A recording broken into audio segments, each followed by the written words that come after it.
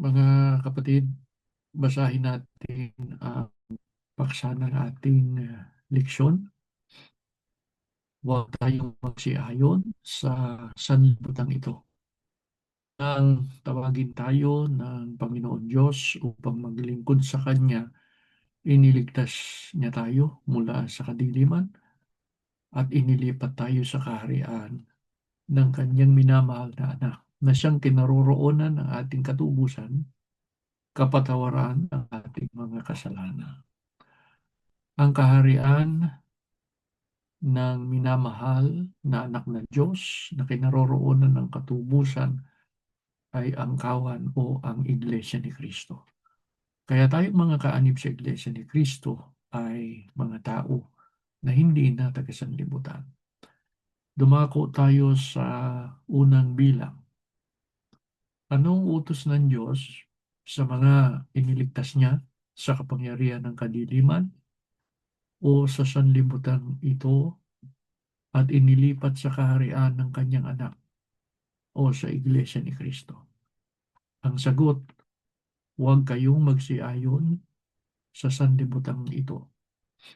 Sa kasunod na bilang, sino ang nasa sanlibutan na hindi dapat ayunan o samahan ng mga kaanib sa Iglesia ni Kristo? Basahin natin ang sagot. Idinalangin ng Panginoong Kristo, hindi ko idinadalangin na alisin mo sila sa sanlibutan, kundi iligtas mo sila sa masama. Hindi sila taga-sanlibutan, nagaya ko naman na hindi taga-sanlibutan. Kung mapapansin ninyo, mga kapatid, idanalangin ni Jesus ang mga taong ibinigay sa Kanya ng Ama. Sino bang mga taong ibinigay ng Ama sa Kanya? Tayo, ng mga kaanib sa Iglesia ni Cristo. Ano ang idinalangin ng Panginoong Hesus patungkol sa mga Iglesia ni Cristo? Na sila ay iligtas ng Ama sa masama. Sa ikatlong bilang, sinong tinutukoy ni Kristo na masama na hindi natin dapat ayunan at bakit? Ang masama, si Satanas, ang Diyos ng sanlibutan ito. Binubulag niya ang pag-iisip ng mga tao upang hindi makitang liwanag ng mabuting balita o mga salita ng Diyos at huwag silang magsisampalataya. Ang masama ay si Satanas. Bakit hindi tayo dapat sumang-ayon kay Satanas? Sapagkat binubulag niya ang isip ng mga tao upang hindi makita ang liwanag ng mga salita ng Diyos at huwag silang sumampalataya. Tayo, nang tawagin tayo ng Diyos sa iglesia upang maglingkod sa Kanya, kinasangkapan ng kapatid na Felix Manalo sa mga huling araw na ito, ay nabuksan ang ating isipan. Nakita natin ang liwanag ng mga salita ng Diyos. Nang tayo'y sumampalataya sa mga salita ng Diyos at umanib sa Iglesia ni Cristo, noon tayo natapos at napatawad sa ating mga kasalanan. Yun din ang pagkakataon na inalis o iniligtas tayo ng Diyos sa kadiliman o sa sanlibutan ito. Sa ikaapat na bilang, ano ang inaasahan ng Diyos sa mga iniligtas niya sa kapangyarihan ng kadiliman, tinubos at pinatawad sa mga kasalanan? Ang sagot, mag-iba kayo sa pamamagitan ng pagbabago ng inyong pag-iisip. Sa kasunod na bilang, ano ang ibig sabihin ni Apostol Pablo na mag-iba tayo sa pamamagitan ng pagbabago ng ating pag-iisip?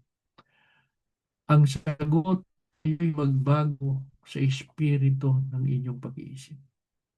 At ang dapat makita sa inyo ay ang bagong pagkatao na nilikhang kalarawan ng Diyos, kalarawan ng kanyang katwiran, at kabanalan. Sa ika-6 na bilang, mga kapatid, paano natin maipapakita na nagbago na tayo ng espiritu ng ating pag-iisip, nagbihis na tayo ng bagong pagkatao, na nilikhang kalarawan ng Diyos, kalarawan ng kanyang katwiran at kabanalan? Ang sagot, basahin natin. O hindi ba ganinyo nalalaman na ang inyong katawan ay templo ng Espiritu Santo na nasa inyo, na tinanggap ninyo sa Diyos? Luwalhatiin nga ninyo ng inyong katawan ang Diyos. Mga kapatid, nang tayo umanib sa iglesia, natubos tayo o napatawad sa ating mga kasalanan. Nalinis na tayo. Noon, nagtemplo ng Espiritu, nagtemplo ng Espiritu Santo ang ating katawan. Inaasahan na sa atin na luluwalhatiin natin ang Diyos sa pamamagitan ng ating mga katawan. Sa ika-7 bilang, paano natin maluluwalhati ang Diyos sa pamamagitan ng ating katawan? Basahin natin ang sagot.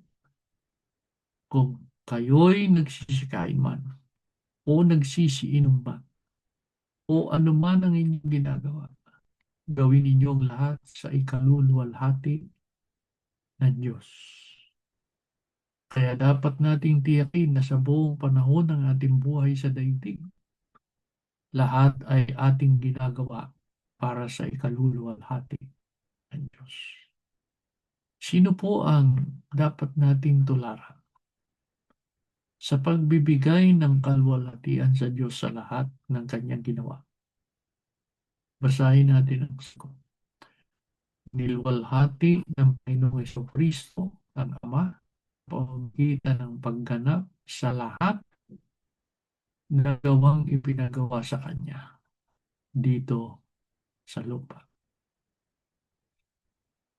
May sariling gampin o pananagutan ng Panginoong Yesus nung narito siya sa lupa. Ginanap ba o tinapos lahat ng Panginoong Jesucristo ang gamping ibinigay sa Kanya ng Ama? Opo, tinapos niya ito. Tayo ba'y meron ding gampanin o pananagutan na dapat tuparin? Meron. Ano yun? Ang pagsunod sa mga utos ng Diyos na tinanggap natin sa pangangaral ni kapatid na Manalo. Dapat nating gawin sundin ang lahat ng mga ito. Ano ilan sa mga kautusan o kalooban ng Diyos na ipinagagawa niya sa atin? Ang isa ay ang pagbabagong buhay. Isa pa, ang pag-ibig sa mga kapatid sa iglesia. Ang paggalang sa magulang. Subalit sa ibabaw ng lahat ay ang pagsamba sa Diyos. Sa ika-9 na bilang, pagsamba.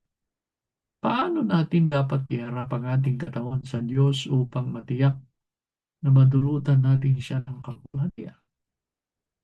Ang sagot, inyong iharap ang inyong katawan na isang haing buhay, banal, aya-aya sa Diyos, na siya ninyong katampang pagsamba. Ang pagsamba ay tubong pananalig ng tao sapagkat siya ang lumang at may-ari natin. Ang Diyos ang lumikha sa atin. Kaya patutungkulin natin na sambahin ang likha sa atin. Subalit upang maging kalugod-lugod, paano natin dapat iharap ang ating sarili sa Diyos? Sabi, sa binasa natin kanina, iharap natin ang ating sarili, ang ating katawan na isang haing buhay, banal at kaya. Huwag tayong mabuhay sa kasalanan o sa kasamaan. Gaano kahalaga pagka sa pagsamba katulad nito? na ihaharap, na ihahandog natin ang ating sarili, buhay, banal, at kaaya-aya. Ang sabi, siya nating katampatang o katanggap-tanggap na pagsamba sa Kanya. Kaya tatandaan natin, mga kapatid, hindi na tayo taga-sanlibutan. Oo, nandito tayo, naglalakbay. Pero hindi na tayo taga-sanlibutan. Ang ating pamumuhay ay iba sa buhay ng mga taga-sanlibutan. Ang ating buhay hindi dapat na mahawaan ng kasamaan ni Satanas. Sa halip, ang ating buhay ay masang-ayon sa kalooban ng Diyos. Mahalaga yung pagsunod sapagkat sa pagsunod, nagagawa natin ang kabanalan. Idalangin natin sa Ama, lagi niya tayong gabayan, patnubayan upang magawa natin ang lahat ng bagay para sa Kanyang kaluwalhatian. Bago tayo manalangin ay basahin natin muli ang paksa ng ating leksyon. Huwag tayong magsiayon sa sanlibutan ito. Tumayo po kayo at tayo mananalangin. Panginoon Diyos na makapangyarihan sa lahat. Salamat po ng maraming sa iyo. Sumasampalataya kami. Ikaw ang may kalooban. Kaya kami natipon sa araw na ito. Patuloy naming ipinamamanhik. Tanggapin mo po ang aming pagsamba at ang aming pagpupuri sa iyo. Igawad mo po sa amin ngayon ang iyong basbas. Nangangako kami, itataguyod namin ang aming pagsamba hanggang sa huling sandali ng aming buhay. Basbasan mo po ang aming mga kapatid, palagi naming nakakapiling sa mga pagsamba. Kung maaari po, iabot mo sa kanila pangangailangan nila sa araw-araw. Ingatan mo ang kanilang buong sambahayan. Lahat kami makarating sa kaligtasan. Ibakod mo sa amin ang iyong mapagpalang kamay. Biyaya mo sa amin ang pusong marunong sumunod sa lahat ng iyong kautusan. Nananalig kami, Ama. Binasbasan mo kaming magkakapatid. Salamat sa aming mga pagsamba. Salamat sa marami mong kabutihan sa amin. Sa ngalan ni Jesus, na dakila naming tagapagligtas. Amen.